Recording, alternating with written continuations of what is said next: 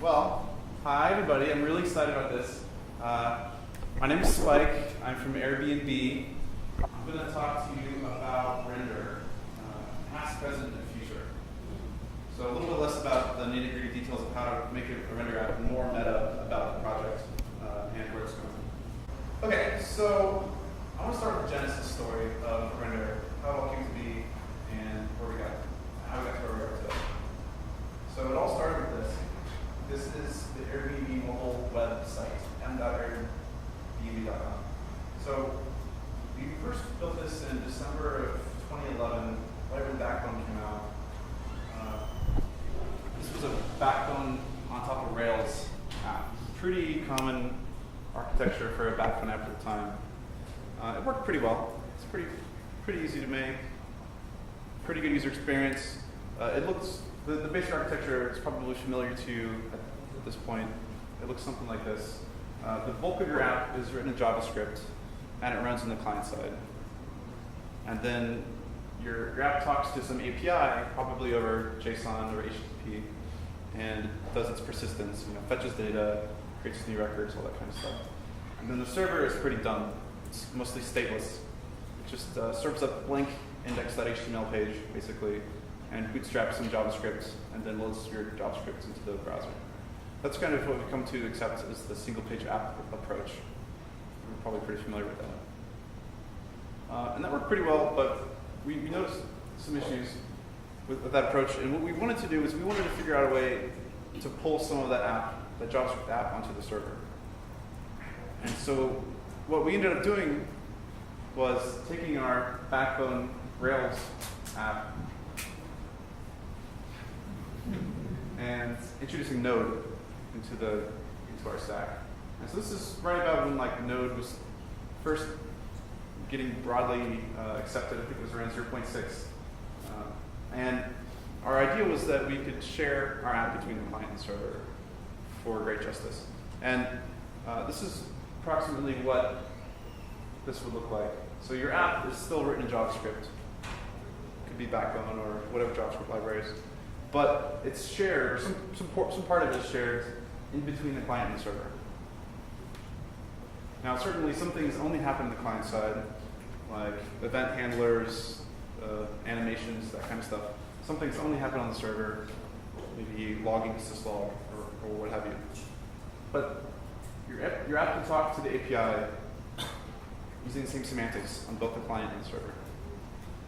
And we were pretty intoxicated by this idea. And this is what led us to experiment with the prototype, which became Rendr. And why go to the trouble of trying this new approach? And there is some trouble involved, some hoops to jump through to get this all to hook up properly. Well, first it's performance. What we noticed on our mobile app, our Backbone Rails mobile web app, was that pretty often you'd load it on your phone, and you'd see a spinner for 2-3 seconds, and then you'd see a page of search results. This is pretty common because all the rendering is happening on the client side, and you had to download the whole app and execute it. And by rendering our entire app on the server side, we saw incredibly increased performance. And I'll get into that in a little more detail in a second. Secondly, SEO is a big concern for us. So if your app, the way web crawlers work is that they make a request to your web server, ask for some HTML, and then try to parse that HTML. If your web server is returning a blank HTML page with no semantic content in there, you can't really index your website or do anything interesting with that. And so, of course, if your server can serve a full page of HTML, then that's not really an issue. Now there's an asterisk next to SEO here because we've learned recently in the last few months that Google, for example, Googlebot, their web crawler, is actually a fully featured headless WebKit browser. And so it can crawl single-page apps, it can execute JavaScript. So that's pretty sweet for all of us JavaScript developers out there. But there's still a long tail of other web crawlers out there that aren't as advanced as the Googlebot. So this is still a concern. And initially we got into this because of the SEO, but then we realized performance was actually a much bigger reason. Flexibility. So having the ability to run your code anywhere, either on the client or on the server. So what we saw initially with our Ruby on Rails on the server side and JavaScript and Backbone on the client side is there's this like really strong kind of artificial barrier between these two sides of your app. Sometimes you want to execute a certain piece of code or do some date formatting or name formatting or whatever, but it was really hard because you're on the wrong side of that barrier. And similarly, maintainability is a lot easier when you're not duplicating a bunch of stuff into different languages. So once we got into the whole single-page app game from the traditional Rails approach, we were duplicating like all sorts of things. Routing, name formatting, date formatting, just like arbitrary kind of view model logic. And so if your app is all in JavaScript, it's a non-issue. Let's talk about performance a little bit. So this is a waterfall chart of like what happens as your browser downloads your app the first time. So for a client rendered app, that first diagram we saw, first what happens is your browser requests the web page from the server, right? So the browser will download the skeleton HTML page, which contains some script tags. Then when your browser encounters those script tags, it'll go and download those JavaScripts, probably one or several of them. And then your browser has to parse and evaluate all that JavaScript. And so if you're used to like working on Chrome or using a device like this to develop your web app, you might think that the time spent evaluating and parsing JavaScript is trivial. But if you're working on a lower powered device like a cell phone, or if you're talking about an older browser like Internet Explorer, anything, that can take between 10 and 100 or more milliseconds, depending on how much script you have. And that adds up. All right, and so once that's done, your browser has evaluated all your JavaScript. Then, and only then, in some cases, can your app go fetch the data and render the page. This is especially the case when back in the day before push state was a thing. So when we launched our mobile web app, it used hash bangs in the URL, like the little hash. So the thing about the hash is it's a hack, and it's not part of HTTP, right? HTTP knows nothing about the hash. So that hash does not get sent to the server when you request that page. So if you send somebody a link to a listing page or a search page, all this stuff has to happen for your app to initialize. Then it can look at the hash. Then it can go make a request for some JSON, and then wait a second and a half or however long. And then it can render the page, and your user can see your app. Right? So all this time in between is a spinner. And this is really exacerbated on mobile devices because of high latency, low bandwidth connections, low power devices. So the alternative is for a server rendered app. This is also how the web worked up until we all got really infatuated with Backbone. The browser downloads the full page of HTML with semantic content and all the user interface. And then the user can see the app. But what's cool is even at that point, because we put our script tags at the bottom of the page, then your app will go download the JavaScript and evaluate it. And somewhere over there, your app initializes and stuff. But your user can already interact with the page and see the page. So perceived performance is actually even better than actual window load time or whatever. And Twitter went from a client-side rendered app to a server-side rendered app a couple years ago, and they saw a 5x improvement in perceived performance. So it's not trivial. So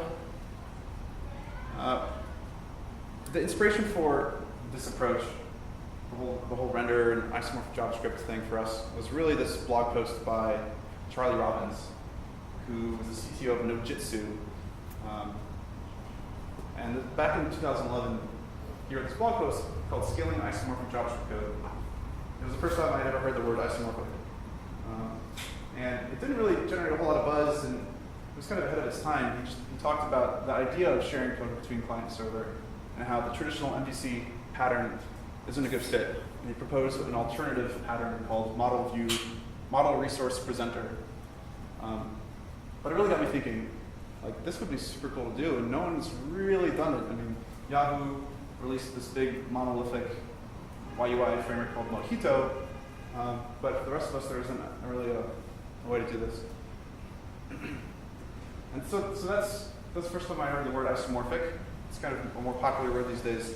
I had to look it up. And what I learned was that it means corresponding or similar in form and relations. Or in other words, same form. So it's just a fancy word for saying code that can be shared between client and server. This has become a pretty interesting thing these days, and the whole isomorphic JavaScript world has been exploding. So the rise of isomorphic JavaScript, I like to think Rendr played some small part in this in the early days, but it's really there's really been a lot of cool approaches in the wild. So Flickr is a really cool example.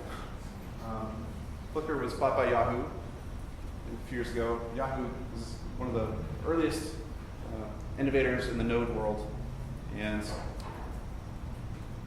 so if you land on like a Flickr search results page, you see a list of search results. It's rendered on the server side, but then you click onto one of these cats, and the next page is rendered client side, and it rewrites the URL dynamically. But then if you refresh this page again, the whole page is rendered on the server, very much like with Rendr. And so Flickr is it's built with Yahoo's Modam libraries. So I don't know if you've heard of Mojito. That was like this big isomorphic node framework built on YUI that never really caught on. But after that project kind of failed in the open source world, Yahoo went back and created a bunch of modules based on Express and a bunch of small, tightly scoped isomorphic JavaScript modules that you can use to build an app like Flickr. So that's pretty cool. Another example is Instagram.com. So if you, same story, you land on some page, the whole thing is rendered on the server side. Click on a photo, it's rendered client side. Refresh the page, rendered server side. So there's an asterisk here because they no longer do this, but they used to do this. So it's still a good example. But this was built using Facebook's React library. You probably have heard of React by this point. It's a really popular UI component library. One thing that's really sweet about React is Facebook built it from the ground up so that it can be rendered on the server side. So on the server, it emits, your components emit HTML, and on the client side, they emit DOM nodes. And the best part is that if you do render HTML from the server, in the client side, you can reattach to that DOM without throwing it out. You don't have to like throw it out and rebuild it. You can just reattach to it and go from there. So another interesting feature of Instagram.com is that it's written in Python. It's a Django app written in Python, and it had a little node service that was responsible for taking like a path to a React component and some data and generating HTML. And so Instagram has since deprecated this. From what I understand, it's because there's a bunch of Python developers that didn't want the overhead of running a node service, but it's certainly possible. Okay, another great example is Asana. You've probably heard of Asana at this point. It's a task management app. Really cool, real-time, super advanced, offline mode, like really cool web app. What's neat about Asana is that the entire application runtime is synced between the client and server. So as you click around as a user, your browser executes these views and fetches data and does all this stuff. And on the server side, the exact same code gets run. And there's a separate node process on the server for every single user session. And they built a custom stateful HTTP server so they can route every user's request to their specific node process. It's crazy. Like, no one does this. And the whole idea is that they have a perfect replicated state on the server of whatever happening in the client side. Like, normally it's hard to kind of tell, like HTTP is stateless mostly. So they can actually, they can figure out, like, if you click on something in the UI, you can tell like what objects you have in the cache, what things you need to fetch, all this cool stuff. And they started building this way before Node even existed using a project called V8 CGI. It's a precursor to Node, and it's super advanced. Not all of us can do this. Asana was founded by the youngest billionaire in the world, Justin Moskowitz, and another early Facebook guy. He's a co-founder of Facebook. So they had a couple of years runway of R&D time that we can't all take advantage of. But there's Meteor. Meteor is another popular open source project. So Asana was closed source, right? They built all this cool technology, but it was closed source. Meteor is, in many ways, the open source take on the Asana approach. So it's built in Node. It's a real-time app framework. They do really, really cool stuff with sharing code between the client and server, using static analysis to do different stuff. I like to think of it as like an open source version of Asana. And there's a couple of Asana engineers that went to Meteor and built it, but it's worth looking into. But all this is to say that the isomorphic world has been exploding. Now for Rendr, AirBnB is actually passing the baton on Rendr over to new maintainers, change.org team. We're still involved a bit, but I want to talk a bit about Rendr at AirBnB. So we're actually moving away from using Rendr in production. Hopefully it's not sad. But we have some good reasons for it. For us, about 90% of our web app is Rails. We've been on Rails. And mostly just the mobile side, the M dot, is in Rendr. And what we found is that the benefits of sharing code between the client and the server, while significant, for us, they're outweighed by the difficulties of sharing code between server and server, between our JavaScript, like our Node server and our Rails server. So what we find ourselves doing is duplicating all these features between these two different stacks. There's this long tail of features that we keep encountering that we have to migrate over to JavaScript. Like we already have a Ruby gem for it, but we have to rewrite a JavaScript.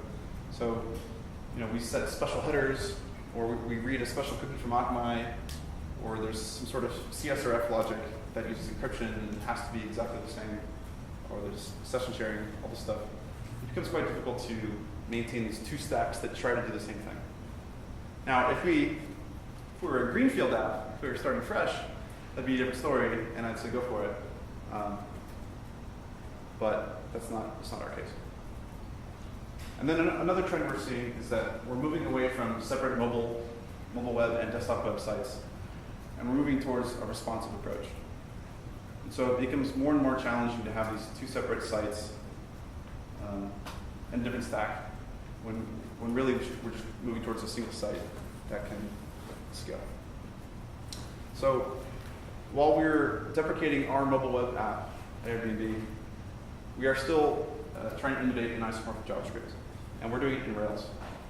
So we're not going to abandon the things that we learned and some of the approaches that we've come up with, but instead we're working on a similar approach to Instagram.com, where we're using Rails instead of Django.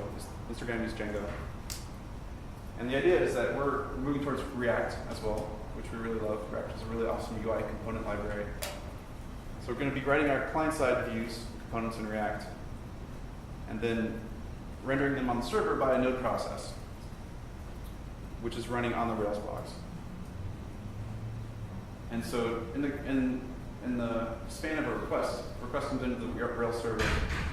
Rails speaks over HTTP to the node server, running on the same box, asks it to render these components down to HTML, give it some data, gets back to HTML, and then Rails sends it to the client. So this is something we're pretty excited about. Hopefully we have more to share about that in the future.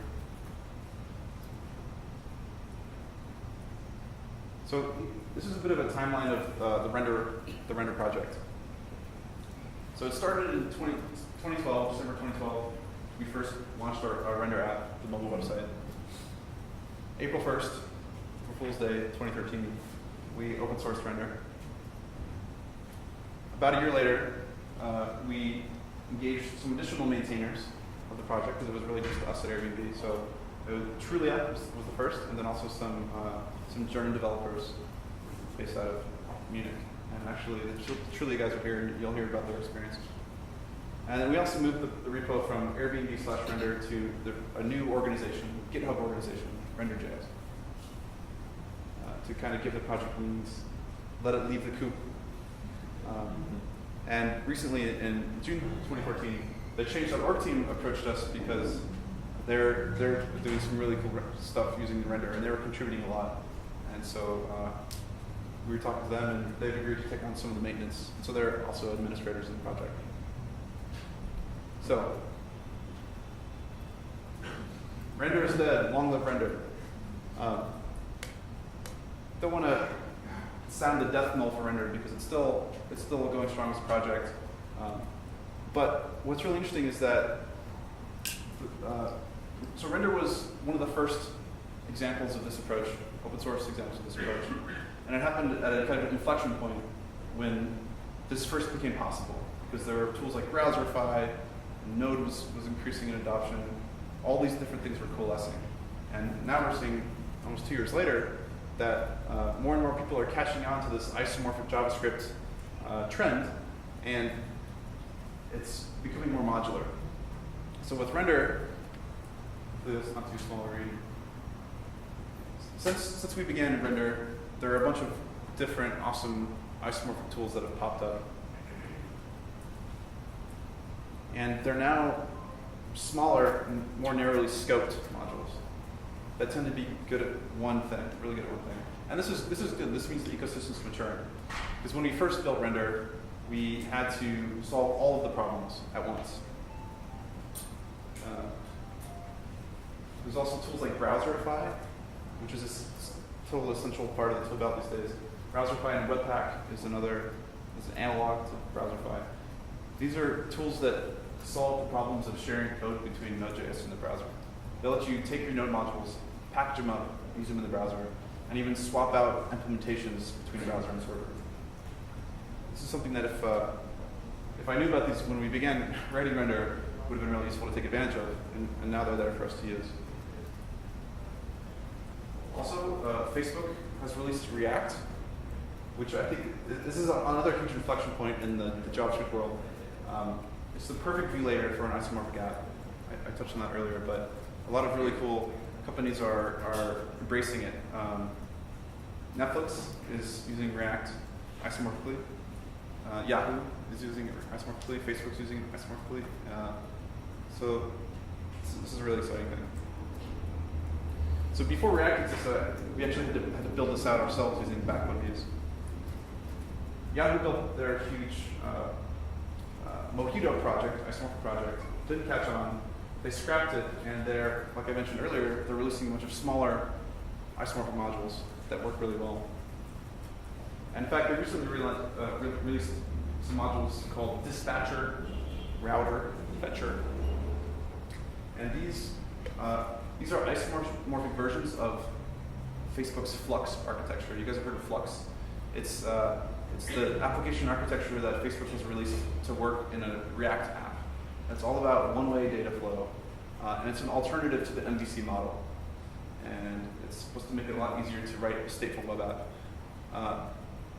So it works really well with React. So Yahoo took that, and they built versions that run on the server as well as the client. And if you look at the names of these narrowly scoped modules, Router and Fetcher happen to be classes in the Rendr project. I'm familiar with, I talked with the Yahoo devs, and they were very inspired by Rendr. And so it's, the whole thing is maturing. If you get a chance, you should check out the Yahoo GitHub organization, Flux Dash examples. There's some really cool examples of using these modules to create an isomorphic app using React and Flux. And then there's just all these other libraries. The Artsy team released easel.js, which is another backbone on server and client example. There's ampersand.js from and yet, which is kind of similar. There's Derby from a company called Lever. So there's just this explosion. And that's awesome. That's really good for all of us. That's good for Rendr. And it's easier than ever to roll your own isomorphic framework. You no longer need someone to do it all for you. So during Rendr's conception, there wasn't this rich isomorphic ecosystem, so we had to solve all these problems ourselves. So it's data fetching, module packaging, asset pipeline, the isomorphic view rendering like React does. We had to kind of connect these dots all at once in fairly broad strokes to get this to work. And it worked. And we've apps in production, a lot of people have apps in production. But what's cool is you don't need to do that anymore. With the tools out there these days, you can just take, you don't need a batteries included library to do this. You can take a lot of these small isomorphic modules and Browserify, and with a few lines of code, you can glue them together and have a working isomorphic app.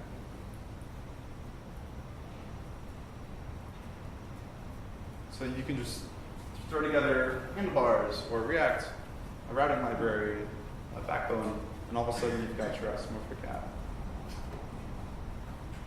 So that said, people still want a framework, right? Not everyone wants to roll their own. And this is where Rendr has a future. There's still value in having a framework which provides conventions, convention over configuration, tells people how to build their app, provides examples. And so that's where I see Rendr moving. Initially, Rendr solved all these problems in a very specific way, but now that we have this whole ecosystem of isomorphic modules, Rendr will become the glue between those, providing some structure. So that's actually all I have.